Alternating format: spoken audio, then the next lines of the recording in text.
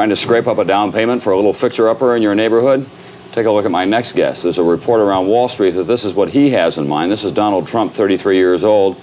And some people think that he wants to buy the World Trade Center, the 110-story Manhattan skyscraper that anyone can pick up if they've got the coins. Donald Trump, as I say, is just 33 years old. He took his father's rather modest by current standards real estate empire in Brooklyn and expanded it considerably.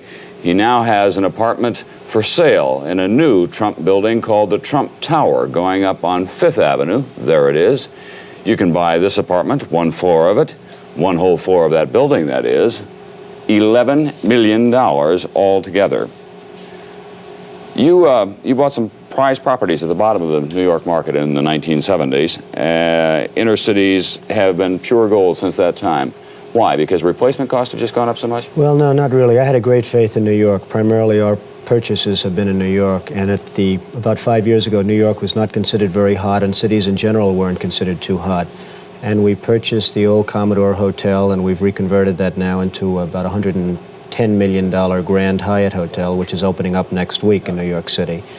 And we've made some other purchases that have been fine. Is that your general advice to people who are interested in real estate investment, though? Look to the inner cities, look to old buildings and doing something with them?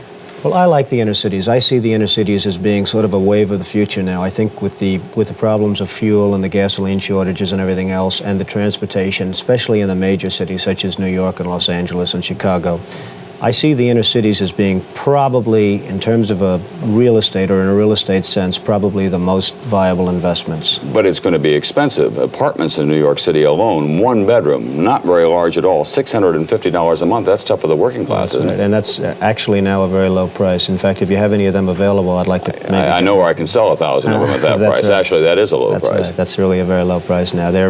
I know of a couple of buildings, for instance, an Olympic Tower, which is on 51st Street and 5th Avenue. Apartments are being rented by the condominium owners for $5,000 and $6,000 a month, and they're one-bedroom and two-bedroom apartments.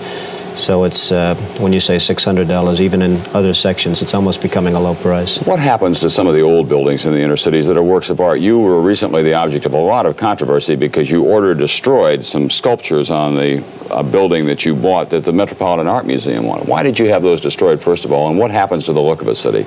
Well, what we had is we purchased a site with an old department store on it, the old Bonwit Teller store on 5th Avenue and 57th Street next to Tiffany, and we had to really take the building down. And there were many people that didn't want us to take it down. They wanted to try and preserve the building. But the building really was not worth, as an art building or an Art Deco building, it really was not worth very much. And we did take it down, and there was somewhat of an outcry, but I think that's generally subsided now, and I think people like what we're doing and like the building that we're putting in its place. But couldn't you have saved just those sculptures that you had broken? Well, it would have been very, very dangerous to have saved them. They weighed 2 tons, they were 15 feet high, they were about 2.5 feet thick, and if they would have fallen, they could have fallen the opposite way. If they fall into the building, you don't worry. If they fall out toward 5th Avenue, people could have been very badly hurt and killed, and to me, it was not worth it. And they've really proven not to be very valuable art structures right now, and we've had appraisals done. In fact, even after the fact, we've had appraisals done, and they've turned out not to be very valuable. Mr. Trump, what's left in your life? You're 33 years old. You're worth all this money. You say you didn't say that you want to be worth $1 billion. No, I really don't. I just want to keep busy and keep active and be interested in what I do, and that's all there is to life as far as I'm concerned. I really am not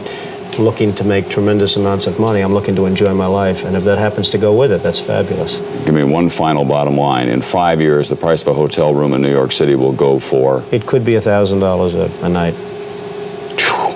Start saving your money, folks. Just one night, $1,000. If you want to see one of Jeff Bezos' first interviews, check out the video right there next to me. I think you'll enjoy it.